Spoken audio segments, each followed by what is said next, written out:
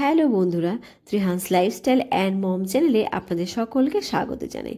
আজকে আবারও নিয়ে চলে এসেছি ছোট্ট সোনামণিদের জন্য একটি পুষ্টিকর খাবার রেসিপি, যা কিন্তু বাচ্চাদের দ্রুত ওজন বাড়াতে সাহায্য করবে, সেই সঙ্গে কিন্তু সর্দি কাশিতেও খুব ভালো কাজ দেবে।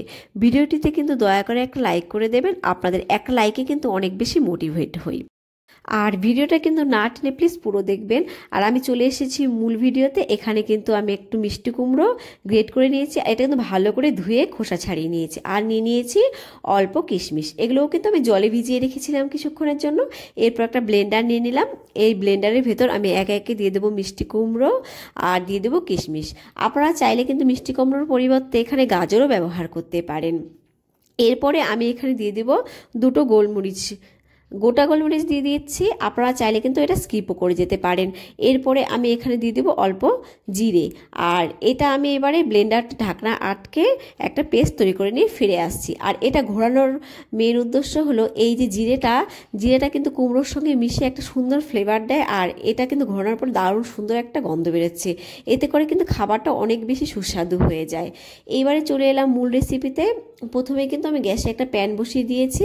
এরপরে আমি প্যানটা গরম হয়ে যাওয়ার পরে আমি এখানে দিয়ে দিচ্ছি অল্প পরিমাণে বাটার। আর বাটার কিন্তু বাচ্চাদের খাওয়ানো খুবই স্বাস্থ্যের পক্ষে ভালো। এই বাটারে থাকে হেলদি ফ্যাট, যা কিন্তু বাচ্চাদের ওজন বাড়াতে সাহায্য করে, এছাড়া কিন্তু বাচ্চাদের স্মৃতিশক্তি বাড়াতেও সাহায্য করে। তো এখানে কিন্তু আমার বাটারটা গলে গেছে। এরপরে আমি তৈরি করে রাখা পেস্টটা দিয়ে দিলাম, দিয়ে কিন্তু এটাকে আমি হালকা একটু নেড়েচেড়ে নেব। বাচ্চা 10-11 মাস থেকেই কিন্তু বাচ্চাকে গোলমরিচ খাওয়াতে পারেন, এতে করে কিন্তু বাচ্চাদের মধ্যে যেমন ঝাল খাওয়ার অভ্যেস তৈরি হবে, তেমনি কিন্তু বাচ্চারা পেয়ে যাবে গোলমরিচের থেকে বিভিন্ন উপকারিতা। আবহাওয়ার পরিবর্তনের ফলে কিন্তু বাচ্চাদের সর্দি কাশি প্রায়ই লেগে থাকে। আপনারা কিন্তু খাবারে 1 চিমটি গোলমরিচ গুঁড়ো মিলিয়ে দেখবেন যে বাচ্চারা কিন্তু অনেকটাই উপকার পাবে।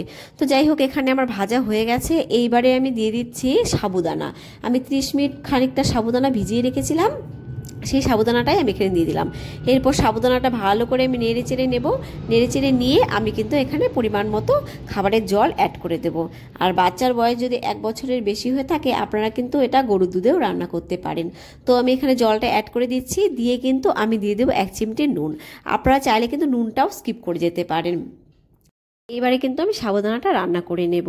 বাচ্চাদের জন্য সাবুদানা কিন্তু একটি সহজপাচ্য ও পুষ্টিকর খাবার, যা তাদের শারীরিক বিকাশে সাহায্য করে থাকে। এছাড়া কিন্তু সাবুদানাতে রয়েছে কার্বোহাইড্রেট, রয়েছে প্রোটিন, ভিটামিন, ফাইবার রয়েছে ক্যালসিয়াম, পটাশিয়াম, ফসফরাস ও সোডিয়াম। কার্বোহাইড্রেট কিন্তু সাবুদানাতে বেশি থাকে আর ফ্যাট কম থাকে, এই কারণে কিন্তু সাবুদানা খেলে বাচ্চাদের ওজন বৃদ্ধি পায়। প্রোটিন কিন্তু বাচ্চাদের পেশির বিকাশে সাহায্য করে, আর ক্যালসিয়াম কিন্তু হাড় ও দাঁতের বিকাশে সাহায্য করে। সাবুদানার ফাইবার কিন্তু বাচ্চার কোষ্ঠকাঠিন্য কমাতে সাহায্য করে। এছাড়া সাবুদানা কিন্তু বাচ্চাদের পেট ঠান্ডা রাখতেও সাহায্য করে। 100 গ্রাম সাবুদানায় কিন্তু 358 কিলোক্যালোরি শক্তি থাকে। এর ফলে সাবুদানা খেলে কিন্তু বাচ্চাদের পেট অনেকক্ষণ পর্যন্ত ভরা থাকবে। আর আমি এখানে কিশমিশ ব্যবহার করেছি, কিশমিশও কিন্তু বাচ্চাদের ওজন দ্রুত বৃদ্ধি করতে সাহায্য করে। আর এখানে দেখুন সাবুদানাটা আমার প্রায় স্বচ্ছ হয়ে গেছে। এইবারে আমি কিন্তু এখানে অ্যাড করব একটা মুরগির ডিম। এখানে আমি একটা ডিমকে ভালো করে ফেটিয়ে রেখেছি, সেই ডিমটাকে কিন্তু আমি এইভাবে ঘন ঘন নেড়েচেড়ে মিশিয়ে নেব।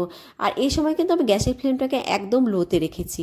বাচ্চার বয়স কিন্তু 9 মাসের কম হলে এখানে শুধুমাত্র ডিমের কুসুমটাই নিয়ে নেবেন।